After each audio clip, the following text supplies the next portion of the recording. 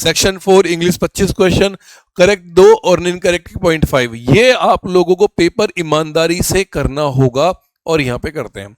Example number 76 आपकी screen पे क्या लिखा है पढ़ लीजिए आराम से। अब सवाल दीजिए, कोई टाइमर नहीं है, पूरा एक पेपर है, इसका सॉल्यूशन मैं आपको दे रहा हूं और आप लोग करेंगे।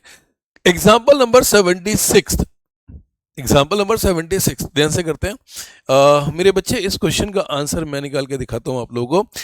The following sentence has been split into 4 segments. Identify the segment that the committee requested the chief investigator to personally look out the matter. मेरे दोस्तों यहां पे एक चीज समझने की जरूरत होगी आप लोगों को कि लुक जो है अपने साथ बहुत सारे वर्ड का इस्तेमाल करता है। लुक आउट कह लो, एक वर्ड आपने सुना होगा, यस और नो। एक लुक इनटू होता है, आपने ये वर्ड सुना होगा। एक मेरे प्यारे बच्चों लुक फॉर होता है, आपने ये सुना होगा। एक मेरे बच्चे लुक एट होता है, आपने एक ये सुना होगा, यस और नो। ठीक है मेरे दोस्त, इस सवाल को समझना, मैंने चारों वर्ड बताए। अब मीनिंग देखो, look out, look out notice, इसका मतलब मेरे बेटे सीधा सीधा क्या होता है, किसी को सर्च करना है, लेकिन लीगली। जैसे कोर्ट क्या करती है, एक लुक आउट नोटिस जारी कर देती है, यस और नो। मेरे बच्चे एक होता है लुक इनटू। लुक इनटू का मतलब मेरे बेटे यहां पर क्या आएगा, इन्वेस्टिगेशन, यानी किसी मैटर को क्या करना है, इन्वेस्टिगेट। लुक फॉर, किसी को फाइंड करना, आप किसी व्यक्ति को ढूंढ रहे हो। और लुक एट, मेरे बच्चे किसी को देखना। अब इस सेंटेंस का सेंस क्या कहता है, पेपर है, लेवल है, इसलिए बोल रहा हूं ध्यान से समझना। ऐसे ही पेपर मैं आप लोगों को दूंगा, पूरा पूरा पेपर मैं आपको दूंगा जो आप आराम से कर सकते हैं। तो द फॉलोइंग सेंटेंस, मेरे बच्चे the committee requested the chief investigator to personally look out the matter नहीं होगा, लुक इनटू द मैटर होगा। और राइट आंसर क्या आ जाएगा, सी। ऐसे सवाल ही आएंगे आपके पेपर में, ऑनलाइन होगा, सी क्लिक करना है, आगे बढ़ना है, दैट्स इनफ, बस हो गया मेरे बच्चे। क्वेश्चन आया मजा। नेक्स्ट क्वेश्चन, एग्जाम्पल नंबर 77, ध्यान से मेरी बात समझना बच्चे। एग्जाम्पल नंबर 77 आपकी स्क्रीन पे है, मैं हल्का सा यहां पे एक छोटा सा आपको दिखो दे रहा हूं। अब आप मुझे इस क्वेश्चन को पढ़ेंगे और आप मेरे प्यारे बच्चों इस क्वेश्चन का राइट आंसर देंगे कि इस क्वेश्चन का एग्जैक्टली राइट आंसर क्या है। अब मेरे बच्चे बताएंगे, सवाल को बहुत ध्यान से देखना, कोई चीज डिस्टर्ब कर रही है हटा देना, कोई इशू नहीं। इस क्वेश्चन का मेरे बच्चे सही जवाब बताइए क्या होगा। क्वेश्चन आराम से पढ़ लीजिए, लेवल है, मैंने आपको क्या बोला बच्चे, लेवल है, आराम से क्वेश्चन देख लीजिए। Neither of the jeans you bought, कहता है भैया इस सवाल का जवाब बताना है। मैंने कहा सर ठीक है, क्या बताना है, डू फास्ट बेटा, कमेंट में देना है। सभी बच्चे कमेंट करेंगे नाइदर ऑफ द जीन्स। मेरे दोस्त रूल लगाते हैं, रूल बिल्कुल क्लियर है कि each of, one of, either of, neither of. जब भी आप ऐसे शब्दों का इस्तेमाल करते हो, इन शब्दों को देखना, क्या लिखा आपने, नाइदर ऑफ लिखा। मेरे बेटे आपने क्या लिखा, ईच ऑफ लिखा। आपने क्या लिखा, वन ऑफ लिखा। इसके केस में जो सब्जेक्ट होगा वो हमेशा मेरे दोस्तों आपने क्या लगाना है, प्लूरल लगाना है, प्लस इसका जो हेल्पिंग वर्ब होगा या वर्ब होगी मेरे बच्चे, वो आपने क्या लगाना है, सिंगुलर लगाना है। इज दैट क्लियर और नॉट? आपको वो क्या लगाना है, सिंगुलर लगाना है। तो बेटा कंटेन यहां पे प्लूरल हो गया, कंटेनिंग आएगा नहीं मेरे बच्चे, टू इज कंटेन आएगा नहीं, आंसर क्या आएगा, contains. That's my point, same as it is वही पेपर है जो आप लोग यहां पे कर रहे हो, ठीक है। नेक्स्ट क्वेश्चन, एग्जाम्पल नंबर मेरे बच्चे 78। क्वेश्चन को ध्यान से देखना, आपकी स्क्रीन पे है क्वेश्चन, नो डाउट बहुत अच्छी तरह आपको समझ आएगा, आराम से पढ़ लीजिए। एक फ्रेजल वर्ड है, आपको बताना होगा मेरे दोस्त इस सवाल का राइट आंसर एग्जैक्टली क्या है।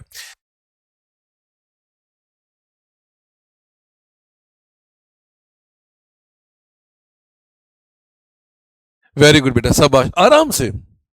सवाल क्या कहता है, I decided to call out to various pizza shops in the area to see if any of them had the pizza I needed. मैंने डिसाइड किया कि मैं हर उस पिज्जा वाले की दुकान पर जाऊंगा, चिल्लाऊंगा। अब मेरी बात समझे बच्चे, मैं घूमूंगा जहां पर मुझे जो पिज्जा चाहिए वो मिल जाए। मैंने कहा सर ठीक है। अब यहां पे बताना है आंसर, मैं आपको सबके मीनिंग बता रहा हूं, आप तुक्के मार लीजिए। मेरे दोस्तों एक वर्ड आता है कॉल ऑन। कॉल ऑन का मतलब होता है किसी विजिट, यानी किसी को देखने जाना या मुलाकात करना।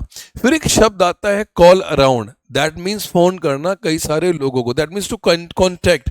अगर मैं इसको बोलता हूं मेरे बच्चे, कॉन्टैक्ट सो मैनी पीपल या सो मैनी थिंग्स, या बहुत सारे लोगों से मिलना जाके कि भाई ऐसा है या नहीं है, ये वर्ड आ जाएगा। एक वर्ड होता है मेरे बच्चे कॉल ऑफ, तीनों कॉल ऑफ, इसका मतलब मेरे बेटे सीधा सीधा एक शब्द आएगा, वो क्या होता है बच्चे, किसी चीज को कैंसिल करना। और एक वर्ड होता है मेरे बच्चे कॉल आउट, जिसकी मैं बात करता हूं। इसका मीनिंग मेरे बेटे यहां पर क्या आ जाएगा, चिल्लाना। देखो पेपर है शानदार, इसमें कोई दो राय नहीं है, पेपर है शानदार। अब यहां पे आपको बताना चिल्लाना, ये दैट मींस इसको मेरे बेटे यहां पर क्या कह दूं, शाउट करना। अब आंसर बताना क्या कहता है, I decided to call out, call around, call on, call off. तो आंसर क्या आएगा, I decided to call on. मैंने निर्णय लिया बहुत सारे लोगों से कांटेक्ट करने का या बहुत सारी जगह पे जाने का जहां पर मुझे वो पिज्जा मिल जाए। क्लियर है मेरे दोस्तों, सवाल समझना, मैंने क्या बोला, आंसर क्लियर हो जाएगा।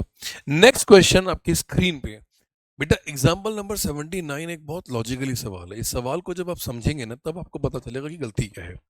मेरे प्यारे दोस्तों, जब मैं इस सवाल की बात करता हूं तो इस सवाल में आंसर निकालना है, और आंसर निकलेगा कैसे, इसमें दो चीजें मैं क्लियर करता हूं। पहला, इस सवाल के अंदर सिंसियर स्टूडेंट्स लाइक यू, मेरे प्यारे बच्चों, इस क्वेश्चन में ये एक्चुअली मेन सब्जेक्ट है। ये क्या है, ये सब्जेक्ट है। कैसे पता चलेगा, क्योंकि शुड यहां पर एक हेल्पिंग वर्ब है। अगर ये सब्जेक्ट है तो हिम का इस्तेमाल नहीं होगा और हिम का इस्तेमाल नहीं होगा। बच्चे कितने, दो। दूसरी बात, अगर मैं एक रेगुलरली और रेगुलर में फर्क करता हूं तो स्टडी मेरे प्यारे बच्चों यहां पर क्या है, वर्ब है। यस और नो। और वर्ब हमेशा अपने साथ किसको लेके चलेगी, एडवर्ब को लेके चलेगी। तो जब एडवर्ब को लेके चलेगी तो रेगुलरली वर्ड आएगा, रेगुलर शब्द नहीं आएगा। तो ये वाला ऑप्शन भी है, और मेरा करेक्ट आंसर क्या आ गया मेरे प्यारे दोस्तों, A is the right answer. Example number मेरे प्यारे दोस्तों नेक्स्ट क्या कहता है, ध्यान से समझना। एग्जाम्पल नंबर 80, सेंटेंस आपका, क्वेश्चन आपका, आपको ध्यान से पढ़ना है और आंसर बताना है कि इस क्वेश्चन में राइट आंसर क्या होगा। Do fast. The Russia Ukraine war has been badly damage to the world economy. Has been underline है, आपको अंडरलाइन आंसर देना है। अब आपको बताना है कि आंसर एग्जैक्टली क्या आएगा। वेरी गुड, शाबाश। क्वेश्चन पढ़ लीजिए, no doubt. The Russia Ukraine war has been badly damage to the world economy. मिला आंसर। मेरे दोस्त, इस सवाल में एक चीज ध्यान रखिए, यहां पर ये जो हैज बीन लिख रहा है, ये एग्जैक्टली यहां पर पैसिव है। अगर मैं इस सवाल की बात करता हूं, हैज बीन लगाने का मतलब पैसिव है, जबकि एक एक्टिव इंसिडेंट है कि रशिया और यूक्रेन वॉर है, वो डैमेज कर रहा है वर्ल्ड इकोनॉमी को। यानी एक्शन कैसा हो रहा है, डायरेक्ट हो रहा है। यस और नो, डायरेक्ट हो रहा है कि वो डैमेज कर रहा है। तो जब डैमेज कर रहा है तो मेरे बच्चे आपने कुछ नहीं करना है, बस यहां से बीन हटा देना है, बाकी जो बचेगा वो आंसर होगा। और आंसर क्या आ जाएगा, हैज डैमेज्ड, जो है पर राइट आंसर होगा। नेक्स्ट एग्जांपल, एग्जांपल नंबर 81, ध्यान से करिए बच्चे, सवाल ये भी अच्छा है, नो डाउट। सवाल को पढ़ लीजिए, ठीक है। Example number 81, do fast.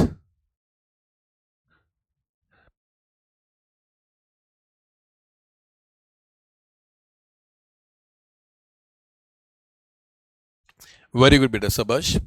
मैंने आपसे क्या बोला था कि आपको सेंटेंस पढ़ना होगा। बहुत बढ़िया बच्चे, शाबाश। मिलेगा आंसर इसमें से, नो डाउट। देखो, आंसर देना है आप लोगों ने अच्छे तरीके से। बेटा उस एग्जांपल में डिस्कशन कर लेंगे, कोई इशू नहीं है।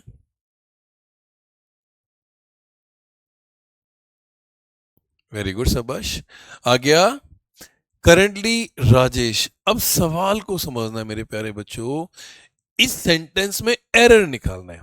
मैं आपको सेंटेंस समझाता हूं मेरे बच्चे। मैंने एक रूल बताया था अपनी क्लास में कि अगर किसी एग्जाम्पल में राइट नाउ, करंटली, नाउ आ डेज या दीज डेज जैसे शब्दों का इस्तेमाल किया जाता है, मेरे सेंटेंस को समझना, right now, currently, these days ऐसे शब्दों का इस्तेमाल किया जाता है, तो हमेशा उसके केस में आपने जो इस्तेमाल करना है वो इस्तेमाल करना है इज एम आर, साथ में मेरे बच्चे आपने क्या लगाना है, I N G. That's enough, रटना नहीं, समझना नहीं, पढ़ना नहीं। तो मेरे बच्चे आंसर क्या आ जाएगा, is working. That's my answer. कोई डाउट बेटा? नेक्स्ट क्वेश्चन पे आ जाइए, एग्जाम्पल नंबर 82। अगर मैं एग्जाम्पल नंबर 82 की बात करता हूं दोस्त, तो सवाल को ध्यान से समझना, क्योंकि नो डाउट क्वेश्चन बहुत अच्छा है। आराम से, लेट्स सी।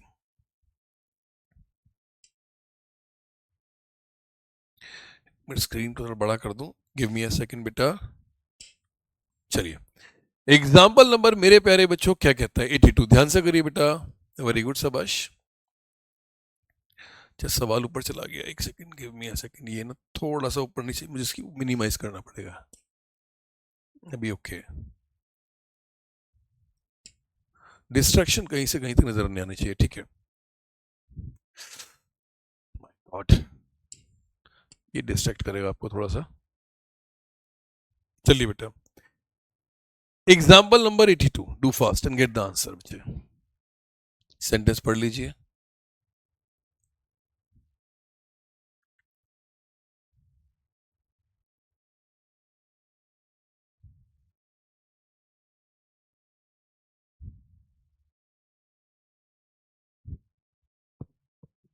वेरी गुड शाबाश।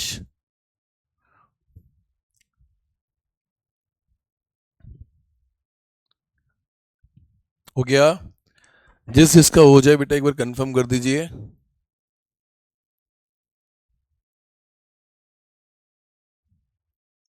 Very good.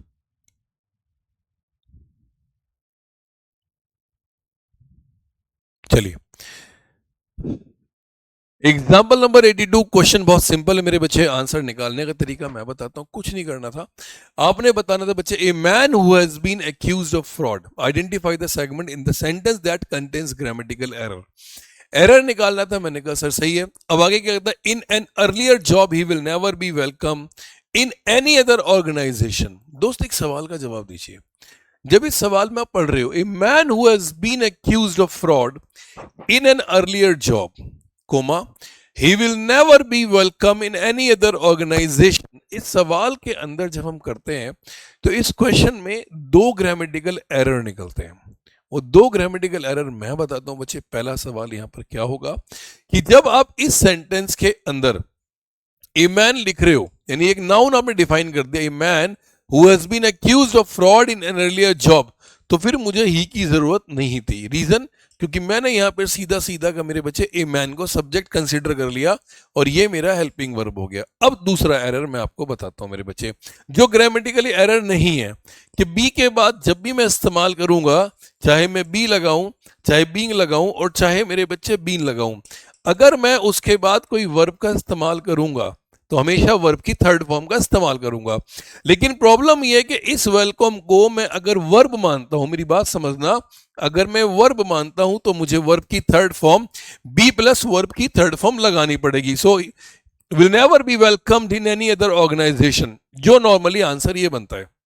लेकिन अगर मैं इस क्वेश्चन में ये कहूं कि भाई वेलकम यहां पे नाउन की तरह इस्तेमाल हो रहा है, अगर सेंटेंस की बात करता हूं और ये नाउन की तरह इस्तेमाल हो रहा है, जैसे विल बी इंटेलिजेंट या एडजेक्टिव की तरह इस्तेमाल हो रहा है, तो ये बिल्कुल सही होगा। तो ग्रामेटिकली मैं इसको सही नहीं करूंगा, ये मेरा गलत होगा, तो मैं आंसर जो कंसीडर करूंगा वो बी कंसीडर करूंगा, क्योंकि वेलकम यहां पर as an adjective be sentence use किया जा सकता है, तो यहां पर ही का इस्तेमाल नहीं होगा। प्रोनाउन का क्वेश्चन है, रिपीटेशन ऑफ नाउन गलत हो जाएगी यहां पे, तो ए मैन जब बोल दिया तो ही लगाने की जरूरत नहीं थी। आ जाओ बच्चे नेक्स्ट क्वेश्चन पे।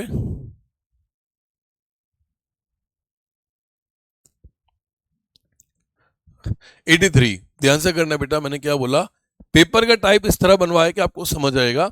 एग्जाम्पल नंबर 83 क्या कहता है, the commander asked the soldiers to blank their gadgets before the drill. Sentence को ध्यान से समझना मेरे दोस्त। सेंटेंस क्या कहता है, the commander asked the soldiers to blank their gadgets before the drill. वो कहता है कि कमांडर अपने सोल्जर्स को क्या बोलता है कि आप अपने गैजेट्स को क्या कर दो, जमा कर दो ड्रिल से पहले। अब प्रॉब्लम यह है कि जमा करने के लिए एक शब्द का इस्तेमाल होगा, तो मैं आपको चार वर्ड्स बता रहा हूं, आप चारों में से जो बेस्ट लगे वो लगाना मेरे बच्चे। पहला, लैंड इन, इसका मतलब यहां पर जो शब्द आएगा वो क्या आ जाएगा, अराइव, पहला वर्ड। दूसरा, हैंड इन, इसका मतलब मेरे प्यारे बच्चों जो वर्ड यूज होगा वो वर्ड मेरे बेटे क्या यूज हो जाएगा, सबमिट। हैंड अप, ये कोई फ्रेजल वर्ड होता नहीं है। और पुट इन, इसका मतलब मेरे बच्चे किसी चीज के अंदर डालना, दैट मीन्स इंसर्ट करना, कंट्रीब्यूट करना। अब वो क्या कह रहा है कि भैया कमांडर सोल्जर्स को बोलता है कि भैया अपने गैजेट्स को सबमिट कर दो, तो राइट आंसर यहां पर जो यूज होगा वो एग्जैक्टली क्या आ जाएगा, हैंड इन, यहां पे राइट आंसर होगा। बेटा एग्जाम्पल नंबर 84 पे आ जाइए, डू फास्ट।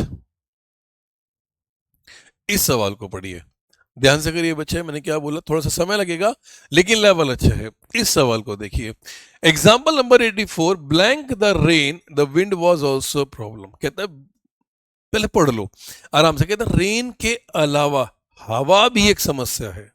सेंटेंस क्या बोलता है? रेन के अलावा हवा भी एक समस्या है। तो दोस्त इस क्वेश्चन में एक्सपेक्ट और एक्सेप्ट दोनों में फर्क है। अगर मैं इस वर्ड एक्सपेक्ट की बात करता हूं तो इसका मतलब क्या होता है? उम्मीद। मेरी बात समझना, यानी किसी से उम्मीद करना, ये शब्द आ गया। एक्सेप्ट की बात करता हूं तो मेरे बच्चे ये क्या आ जाएगा? किसी चीज को स्वीकार करना। बेटा उस एग्जाम्पल को, ठीक है, एक वर्ड आ गया मेरे बच्चे बिसाइड। बिसाइड का मतलब मेरे बेटे यहां पर सीधा सीधा क्या आ जाएगा? के नजदीक, यस और नो। और बिसाइड्स का मतलब मेरे बेटे यहां पर क्या आ जाएगा? के अलावा, यस और नो। अब मुझे ये सवाल करना था तो जाहिर सी बात है मैं क्या बोलूं? के अलावा, कि बिसाइड्स द रेन, रेन के अलावा हवा भी एक समस्या है। तो मेरे बेटे जो आंसर आएगा वो क्या आ जाएगा? Besides is the right answer. Negative marking करनी है तो कर लीजिए अपने आप, ठीक है।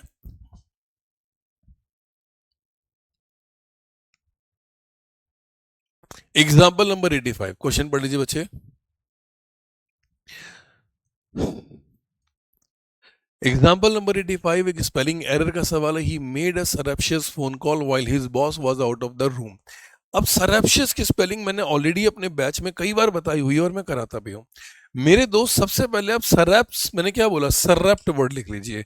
जो वर्ड आपके लिए सबसे शानदार है और आपको बताना भी होगा, सरप्ट। सबसे पहले मैं लिखूंगा सरप्ट। अब याद रखें SURREPT। आप सबसे पहले इसको लिखिए, दिट शुड बी रैप्ड, जिसका मतलब होता है सीक्रेटली। अब मेरे दोस्तों SURREPT, SURREPT इसमें नहीं था, और अच्छा इसमें SURR, ये भी ऑप्शन मेरा चला गया। अब यहां पे वो व्यक्ति दो ऑप्शंस देता है, SURR। ध्यान से मेरी बात समझना। अब आपसे कहता है कि आपको सही जवाब बताना। टीशियस, तो टीशियस के लिए TITIOUS। अगर मैं समझदारी से बात करता हूं तो ये बनेगी सरप्टिशियस, TITIOUS। तो मेरे बच्चे OUS, सरप्शियस आ गया। तो SURREPT TITIOUS होना चाहिए था। मेरे बेटे आंसर क्या आ जाएगा? ए, दैट्स माय पॉइंट। इस तरह का ओरिजिनल पेपर आपके एग्जाम में आएगा और आपको एग्जैक्टली देखना होगा कि सही जवाब क्या होगा। मेरे दोस्तों यहाँ पे एक सवाल है आपकी स्क्रीन पे, 86। ये भी क्वेश्चन ऐसा है जिसमें मेरे बच्चे एक सवाल की बात की जाएगी कि आपको बताना है, before the new video game was officially released the developers offered a sneak peak. एक फ्रेजल वर्ड समझा बच्चे? यहाँ पे क्या कहता है बच्चे? आराम से समझना क्वेश्चन को, एग्जैक्टली कहना क्या चाहता है कि इस क्वेश्चन में एक वर्ड है स्नीक पीक। ये एक प्रोवर्ब है, बाय रिलीजिंग। आपको इसके बारे में बताना है कि जो स्नीक पीक है, स्नीक पीक है, इसका मीनिंग क्या होगा। और ये एक प्रोवर्ब है, एक कहावत है, जिसका यूज मेरे बच्चे आप लोगों को एग्जैक्टली करना पड़ेगा। अब सवाल पढ़िए बच्चे, जल्दी से जवाब दीजिए। Before the new video game was officially released the developers offered a sneak peek by releasing a short demo version for fans to try out. कोई बताएगा मेरे बच्चे? To try something new, to be in winning position, sending a brief letter, getting a preview of something. तो मेरे प्यारे बच्चों, sneak peek का मतलब एग्जैक्टली होता है किसी चीज का प्रीव्यू। जो आप वर्ड लिखते हैं बच्चे कि आपने एक प्रीव्यू कर दिया, यानी एक झलक देख ली उसकी, तो that means getting a preview of something. तो मेरा राइट आंसर एग्जैक्टली यहां पर क्या आ जाएगा? डी। कोई डाउट बेटा? चलिए अब आते हैं दोस्त अपने क्लोज टेस्ट पे। एग्जांपल नंबर 87 सवाल आपकी स्क्रीन पे है। इस क्वेश्चन को मेरे को ऑप्शन के साथ दिखाने पड़ेंगे, तो ऑप्शन यहाँ पे थोड़ा सा मैं छोटा करूंगा जो आपको क्लियर नजर आ जाए, ठीक है? ध्यान से समझना, शायद आप लोगों को दिख जाएगा। अच्छा, क्वेश्चन आप लोगों को बेटा एक बार साफ साफ दिखाई दे रहा है? मुझे एक बार कंफर्म कर दीजिए सभी बच्चे। एक second, give me a second, मैं एक बार विंडो स्क्रीन प्ले करता हूँ उसे। ओके, वैसे कोई इशू नहीं है। सवाल साफ साफ दिखाई दे रहा है। इसको हल्का सा मैं ऊपर करता हूँ, कोई इशू नहीं। पास्ट प्रेजेंट फ्यूचर, एक ऑप्शन कहाँ गया? टाइम।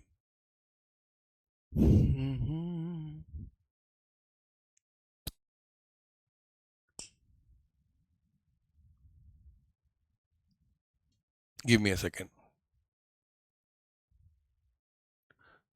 चलिए आपके डिस्ट्रैक्शंस खत्म करता हूँ। दोस्त ये सवाल है आपकी स्क्रीन पे, शायद आपको साफ साफ दिखाई दे रहा है या नहीं दिखाई दे रहा? सभी बच्चे कमेंट में एक बार बोलेंगे। थोड़ा सा छोटा दिखाई दे रहा हो। अगला क्वेश्चन मैं आप लोगों को दिखा दूंगा, आप ध्यान से देखना।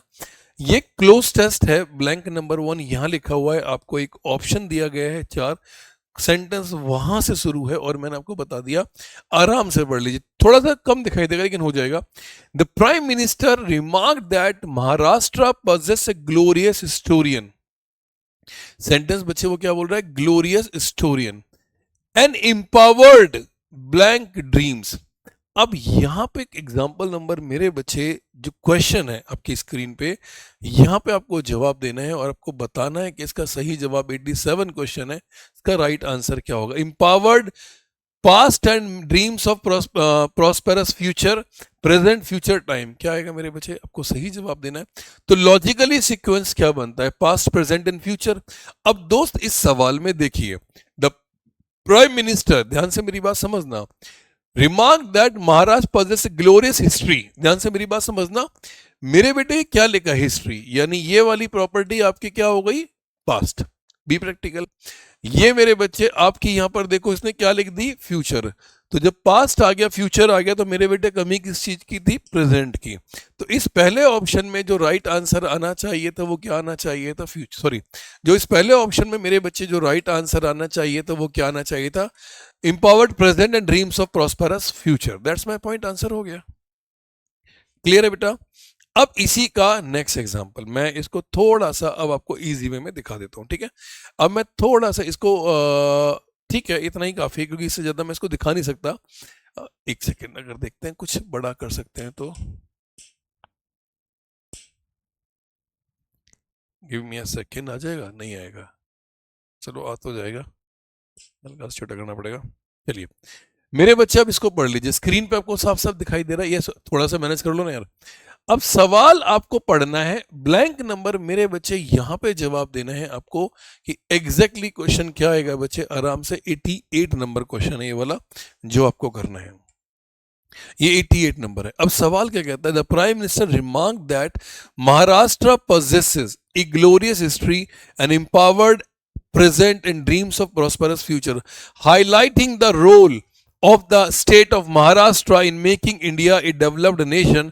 The Prime Minister, सवाल समझना, कहना क्या चाहता, the prime minister blank the power of industry. मेरे बच्चे इस सवाल का आपको जवाब निकालना है, तो जब आप इस क्वेश्चन का जवाब निकालेंगे तो राइट आंसर एग्जैक्टली क्या होगा, कोई बताएगा बच्चे, शाबाश, डू फास्ट। क्या आएगा मेरे बच्चे, the prime minister blank the power of industry mention, mention word आएगा, नहीं आएगा, कारण क्योंकि ये प्लूरल है, मेंशंस, मेंशन, मेंशनिंग, ये वाला ऑप्शन भी मेरा चला गया। अब दोस्त दो ऑप्शन है, आपको दोनों में से एक राइट आंसर देना होगा, और क्या आएगा मेरे बच्चे, रेफर्ड। अब कह रहे थे प्राइम मिनिस्टर ने उस चीज को हाईलाइट किया, यानी पास्ट की बात थी, तो जब पास्ट की बात थी तो मेरे बेटे क्या आएगा, मेंशनड। मैं मेंशंस क्यों नहीं लगाऊंगा, because it is not a habitual action, it is not a universal fact, तो यूज नहीं होगा। नेक्स्ट क्वेश्चन की बात करते हैं बच्चे, अगला सवाल यहां पे आता है, एग्जाम्पल नंबर 89। इस सवाल को देखते हैं दोस्त, इसको थोड़ा सा बड़ा कर देते हैं क्योंकि ये हमारे क्वेश्चन साफ साफ हमें नजर आ जाएंगे। एग्जाम्पल नंबर 89 में 4 ऑप्शंस आपकी स्क्रीन पे है, क्वेश्चन को पढ़ लीजिए बच्चे, कहना क्या चाहता है सवाल ही समझिए। 4 ऑप्शन है मेरे प्यारे बच्चों, आराम से। द प्राइम मिनिस्टर रिमार्क्ड, अगर मैं इसके हिंट को फिल कर देता हूं कि भाई ग्लोरियस हिस्ट्री, और मैंने यहां पर पहले वाले में दोस्त क्या लिख दिया, प्रेजेंट लिख दिया, ये लिख दिया। दूसरे वाले में मेरे बेटे मैंने मेंशन्ड लिख दिया, यस और नो, आप इसको देख लीजिए। The power of industry, agricultural and, अच्छा एक ऑप्शन मेरा रह गया ऊपर, तो मैं इसको थोड़ा सा ऊपर कर देता हूं, वेट, 3 ही ऑप्शन है इसके, नहीं ऑप्शन तो 4 होने चाहिए, ऐसे कैसे हो जाएगा। बस इस फाइल में ना मुझे ये प्रॉब्लम लगती है कि एक भी पेज ऊपर नीचे होता है ना, मैं इसको यहीं लिखता हूं, लो बेटा, और डी ऑप्शन मेरे बच्चे यहां पर मैंने लिख दिया ट्रांसफॉर्म, लियो। अब आप इसको सॉल्व कर लीजिए, ट्रांसफॉर्म मैंने यहां लिख दिया। अब दोस्त ये बंदा कहता है आंसर बनाना है, मैंने कहा सर ठीक है। अब यहां पर तो मैंने ऑलरेडी मेरे बच्चे क्या लिख दिया, मेंशन्ड लिख दिया, the power of industry, agriculture and the finance sector making Mumbai the financial hub of the country. I am to use the power of Maharashtra to blanket economic overuse. अब मेरा मकसद क्या है कि मैं महाराष्ट्र को क्या करूं, परफॉर्म करूंगा नहीं, कंफर्म करूंगा नहीं, और एफर्म करूंगा, ट्रांसफॉर्म करूंगा। यानी मैं महाराष्ट्र को मेरे बच्चे क्या करूंगा, बदलूंगा into an economic power house of the world. In economic power house बनाने के लिए मैं उसको क्या करूंगा, बदलूंगा। तो यहां जो सही जवाब आएगा मेरे बच्चे वो क्या आएगा, ट्रांसफॉर्म, इसका राइट आंसर हो जाएगा। नेक्स्ट क्वेश्चन, एग्जांपल नंबर 90 की अगर बात करता हूं तो मेरे बच्चे यहां पर एक प्रीपोजिशन है और वो प्रीपोजिशन एग्जैक्टली यहां से फिल करनी है। ब्लैंक नंबर 4 कमेंट में जवाब दीजिए फटाफट से और देखिए बच्चे आंसर क्या आएगा। सवाल बिल्कुल क्लियर है, यहां पे एग्जांपल नंबर 90 है ये वाला, ठीक है। अब आपको बताना है कि इसका सही जवाब एग्जैक्टली क्या होगा। साउंड ओके बेटा, कोई इश्यू तो नहीं है सभी बच्चे? ओके ठीक है, वेरी गुड, शाबाश। मैंने क्या बोला, आपको सिर्फ क्वेश्चन को समझना होगा और आंसर अपने आप करना होगा। वेरी गुड, शाबाश, मिलेगा बच्चे इसी में से आंसर, कोई दो राय नहीं है। अब दोस्त आंसर करिए कि भाई he is also spoke blank the state's potential, कि उन्होंने इसके बारे में भी बोला। तो spoke in, spoke out, spoke about, spoke over, तो मेरे बच्चे यहां पे आएगा ही ऑल्सो स्पोक अबाउट। तो यहां पे क्या आएगा, स्पोक अबाउट द स्टेट्स। तो यहां पर जो राइट आंसर आएगा, about the state's potential in medical tourism and conference tourism. Maharashtra is going to write a new chapter of development. अब इस सवाल में नेक्स्ट क्वेश्चन में लास्ट है मेरे बच्चे, इसको निपटा दीजिए।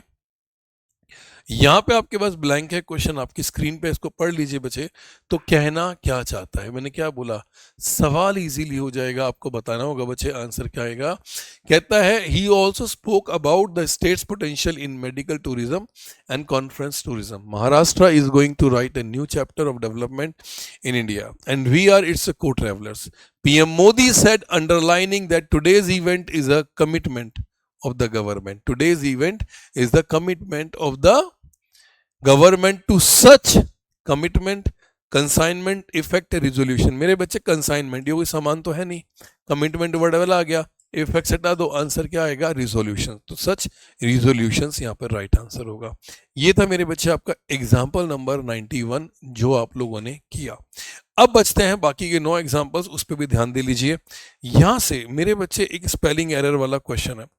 एग्जाम्पल नंबर 92 आपकी स्क्रीन पे है, इस सवाल को देखिए और क्वेश्चन कीजिए कि ये क्वेश्चन मेरे प्यारे बच्चों कैसे होगा।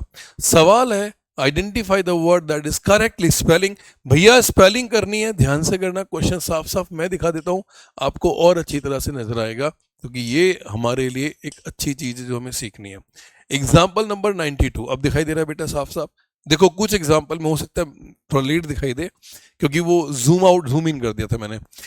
अब साइकोफेंट की स्पेलिंग बतानी थी, मैंने कहा सर ठीक है, तो सबसे पहले ना आप साइको लिखना सीखो। तो जब साइको लिखोगे, साइको चापलूस वाला साइको, SYCO, SYCO, SYCO, फेंट, फिंट नहीं होगा, फेंट नहीं होगा, फॉन्ट नहीं होगा, आंसर क्या आ जाएगा, साइको फेंट। कोई डाउट बेटा?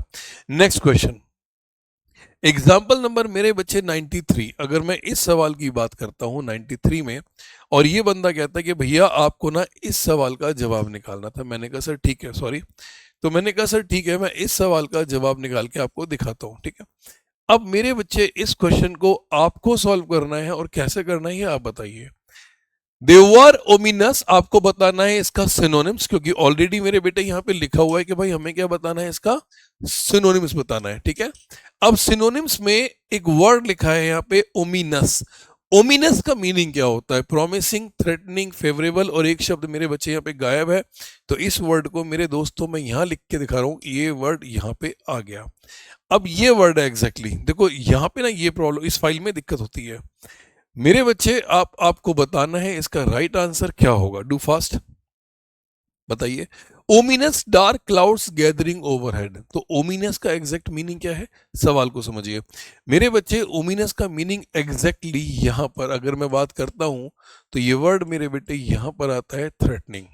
किसके लिए यूज होगा ये शब्द मेरे बेटे, यूज होगा किसके लिए, थ्रेटनिंग के लिए। अब थ्रेटनिंग का मतलब क्या होगा, जो अशुभ वर्ड होता है, मैं इसको बताता हूँ। ओमिनस का एग्जैक्ट मीनिंग होगा जो आपके लिए मनहूस होता है, जैसा आपका कोई दोस्त भी है, सुबह सुबह शक्ल देख लो, साला मूड ही खराब हो जाए देख के, उसे बोलते हैं मनहूस। प्रॉमिसिंग मतलब जो शुभ संकेत होता है, फेवरेबल अनुकूल, और ऑस्पिशियस मतलब शुभ। बताना सिनोनिम्स था, एक वर्ड हो गया तो आंसर मेरे बेटे यहाँ क्या आ गया, this one. Is that clear और नॉट?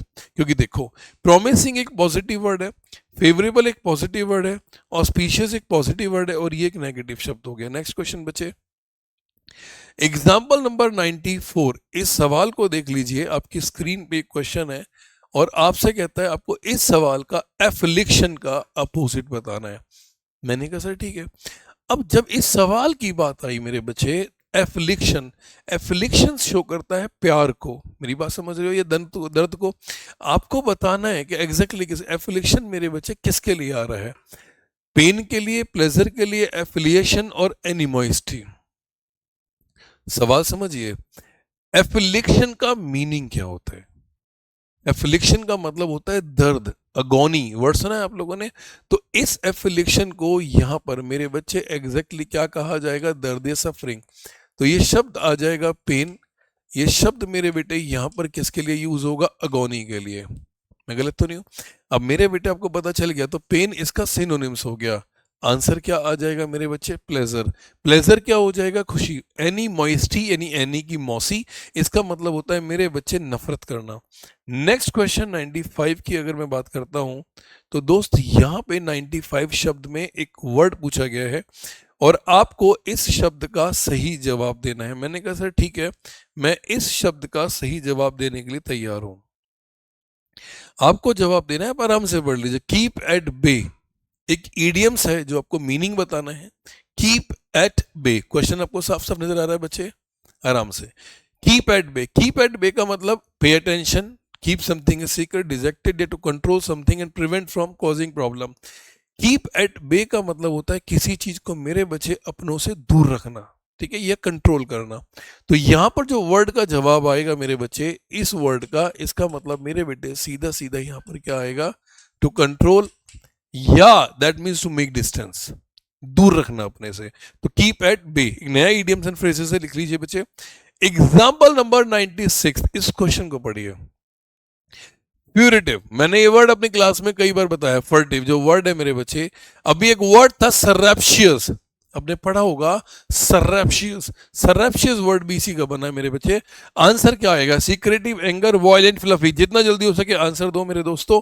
यहां पर जो राइट आंसर आएगा वो क्या आएगा मेरे बच्चे, सीक्रेटिव, जिसके लिए अभी एक स्पेलिंग मैंने आप लोगों को बताई थी, सरैप्शियस। ये वर्ड आ गया मेरे बच्चे, नॉर्मल वर्ड है जिसे आप जनरली यहां पे लिख सकते थे। नेक्स्ट वर्ड मेरे बच्चे, फ्लफी थोड़ा मोटा था जाएगा। अगला शब्द है मेरे बेटे आपका 97। एक 97, he gave me a Shirley look, ये भी मैंने वर्ड बताया हुआ था। वर्ड ऑलरेडी आप लोगों को सारे परफेक्ट वे में मिल चुके हैं। सरली, SURLY, ये वर्ड याद है आप लोगों को, CDS में भी ये वर्ड आया हुआ है। अब यहां पे आपको पता होना चाहिए कि सरली का मतलब एग्जैक्टली क्या होता है। आपको बताना है मेरे बेटे इसका क्या है एंटोनिम्स। अब ये वर्ड मेरे बच्चे आपको पता होगा तो पता चल जाएगा। सरली का मतलब मेरे बच्चे यहां पर जो सीधा सीधा वर्ड यूज होगा, ये शब्द मेरे बच्चे यहां पर क्या आ जाएगा, बैड टेम्पर्ड, ये वाला शब्द आ गया, नो डाउट आ गया। अनफ्रेंडली वर्ड आप इसके लिए ये भी लिख सकते हैं कि बच्चे एक शब्द हमारे लिए हम क्या यूज करेंगे, अनफ्रेंडली वर्ड यूज करेंगे, यस और नो। अब अपोजिट क्या पूछा है, अपोजिट क्या हो जाएगा, friendly. That's my point, answer अपने आप में क्लियर हो गया। नेक्स्ट क्वेश्चन मेरे प्यारे दोस्तों, एक शब्द आता है मेरे बच्चे यहाँ पे, पैराडाइज विद परफेक्ट ब्लिस। अब ये बंदा कहता है कि भैया आपको ना इसका राइट आंसर देना है। मैंने कहा सर ठीक है। अब ये जो आपको राइट आंसर देना है, इसका राइट आंसर एग्जैक्टली क्या होगा, कमेंट में जवाब देना। आपको पता होगा मेरे बच्चे, आपने एक वर्ड सुना होगा यूटोपिया, बहुत प्यारा सा वर्ड है। कहता है बच्चे कि एक एंटोनिम्स ऑफ शर्ली, SURLY, इसका मतलब मेरे बच्चे, सॉरी, एंटोनिम्स ऑफ मेरे बच्चे, सॉरी, वन वर्ड बताना, sorry, A paradise with perfect bliss, जहां पर कोई भी शिकायत ना हो, कोई परेशान ना हो। इसके लिए एक शब्द मैं आपको बताता हूं, यूटोपिया। अब यूटोपिया के लिए एक शब्द मेरे बच्चे यहां पर क्या आ जाएगा, इलेजियम। इलेजियम का मतलब राम राज्य, जहां पर कोई भी किसी को कोई भी शिकायत ना हो। इस वर्ड का हम इस्तेमाल जनरली कर सकते हैं। अब आता है मेरे बच्चे लास्ट टू वर्ड्स जो यहाँ पे हमारी स्क्रीन पे है, एग्जांपल नंबर 99। इस सवाल को पढ़िए। एक ईडियम्स है मेरे बच्चों, इस सवाल को समझना बच्चे, आंसर एग्जैक्टली क्या कहता है, नेल बाइटिंग। अगर कोई बंदा अपनी उंगलियां चबा रहा है, पर नाखून चुबा रहा है, इसका मतलब क्या है? वो कहीं ना कहीं डाउटफुल है। आप मेरी बात समझ रहे हो? कहीं ना कहीं वो क्या है? डाउटफुल है। तो we spent a nail biting couple of hours waiting for the phone call, मतलब सस्पेंस है, कहीं ना कहीं बच्चे क्या है? सस्पेंस है। तो नेल बीटिंग का मतलब मेरे बच्चे क्या एग्जैक्टली मीनिंग आ जाएगा यहाँ पे? जो तनावपूर्ण, टेंशन और सस्पेंस।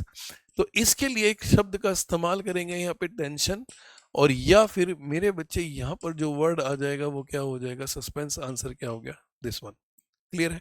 अब आते हैं अपने लास्ट आंसर पे मेरे प्यारे बच्चों। एग्जाम्पल नंबर 100 आपकी स्क्रीन पे है। क्वेश्चन को पढ़ लीजिए, नो डाउट आपको बहुत अच्छा लगेगा और आप आराम से कर भी सकते हैं। A list of special words, specially those in a particular text explaining meaning. Encyclopaedia, dictionary, glossary, directory. मेरे प्यारे दोस्तों, इस सवाल को जब आप पढ़ेंगे, a list of special words, अगर बात हम किसकी कर रहे हैं? Special word, specially those in particular text, तो इसको बोलते हैं मेरे बच्चे हम लोग क्या? ग्लॉसरी। डिक्शनरी मत क्या देना, ये अल्फाबेटिकल होती है। Encyclopedia knowledge, A branch of knowledge, A list of knowledge, A list of alphabetical words. तो वर्ड्स में डिफरेंस आ गया, स्पेशल वर्ड्स के लिए ग्लोसरी आएगा।